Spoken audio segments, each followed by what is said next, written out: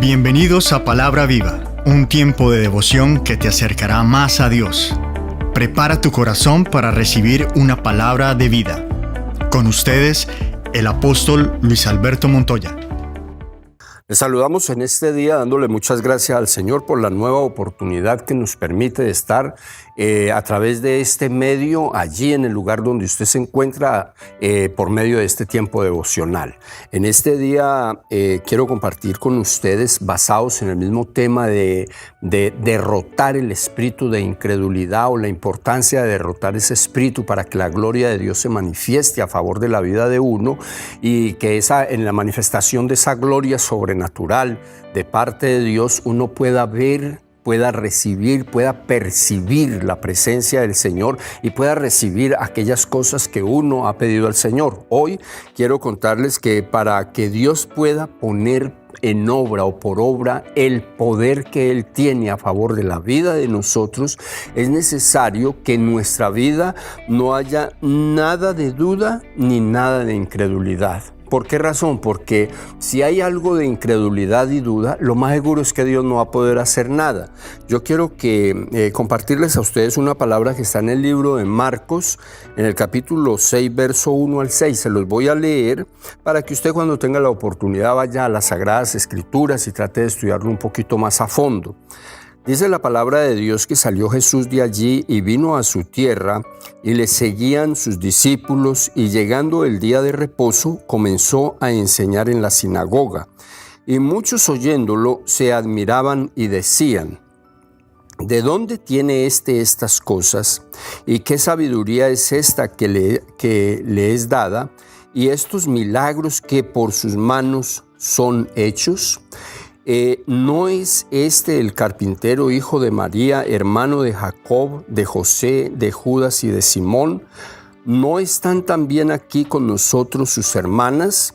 Y se escandalizaban de él, mas Jesús les decía: no hay profeta sin honra sino en su propia tierra, y entre sus parientes y en su casa.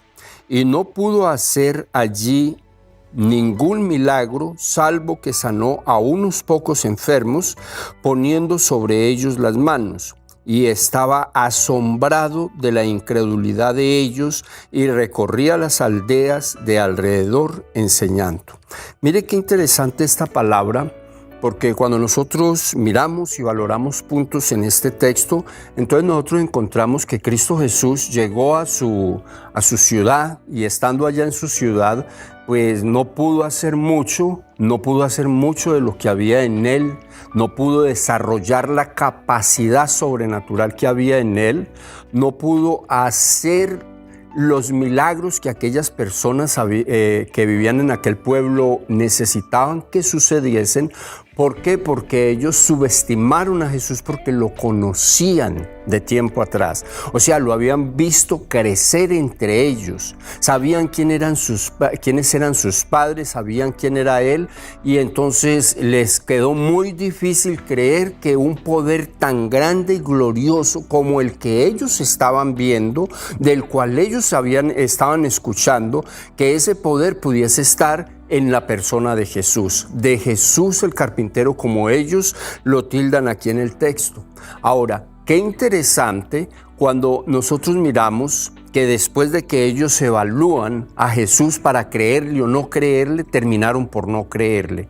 Y nosotros vemos en esta palabra que el que ellos no hayan podido creer en lo que Cristo Jesús podía hacer a favor de ellos, los llevó a privarse de que Él fuese respuesta para las necesidades que ellos tenían. Dice la palabra de Dios textualmente que Cristo Jesús no pudo hacer allí ni siquiera un milagro, salvo que sí, algunos enfermos que se arrimaron fueron sanados, pero más que eso no pudo, y no lo pudo hacer por la incredulidad de la gente. Quiero decirles con eso lo siguiente: En el subtítulo que hemos tratado, decimos que la incredulidad hay que derrotarla. La duda hay que derrotarla, porque mientras que eso esté haciendo gobierno adentro de nosotros, va a ser imposible que Dios pueda hacer algo a favor nuestro.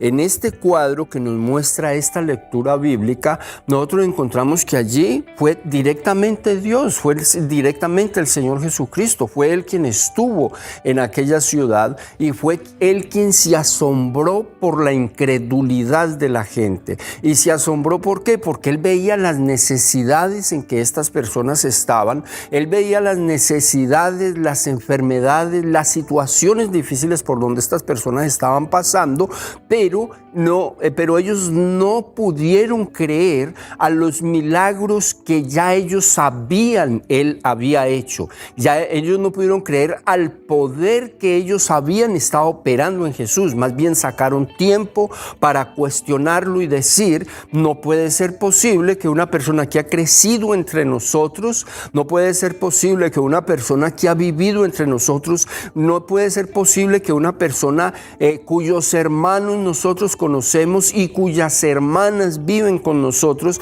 pueda tener ese poder que Él tiene. Ahora, por no creerlo, se perdieron la oportunidad de que Dios hubiese hecho cosas maravillosas a favor de la vida de ellos.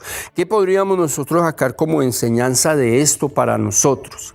Nosotros sabemos, por lo que nos enseñan las Sagradas Escrituras, y lo creemos por la fe, de que Cristo Jesús vino a esta tierra, entregó su vida a cambio de la nuestra y nos dio la salvación, un plan perfecto en donde todas las personas que hemos accedido a ese plan divino de Dios Padre, hoy podemos decir que a través de la salvación nos han sido atendidas todas nuestras necesidades. Ahora, nosotros lo creemos y como lo creemos, nosotros podemos conseguir en Dios todo lo que nosotros necesitamos según la necesidad que esté operando en nuestras vidas. Pero eso lo podemos hacer. ¿Por qué razón? Porque primero que todo creemos en Cristo Jesús. Seguido a ello tenemos la fe puesta en que en Él está el poder. Y tercero, no dejamos que nuestra mente se desvíe a comentarios o a cosas que la gente que no conoce de Dios, que no tiene la fe puesta en Cristo Jesús, de pronto pueden resultar haciendo y pues como consecuencia tratando de robarse la fe, metiendo espíritus de incredulidad y duda en el corazón de las personas. ¿Cuál podría ser el consejo que yo les dé a cada uno de ustedes que están escuchando este tiempo devocional?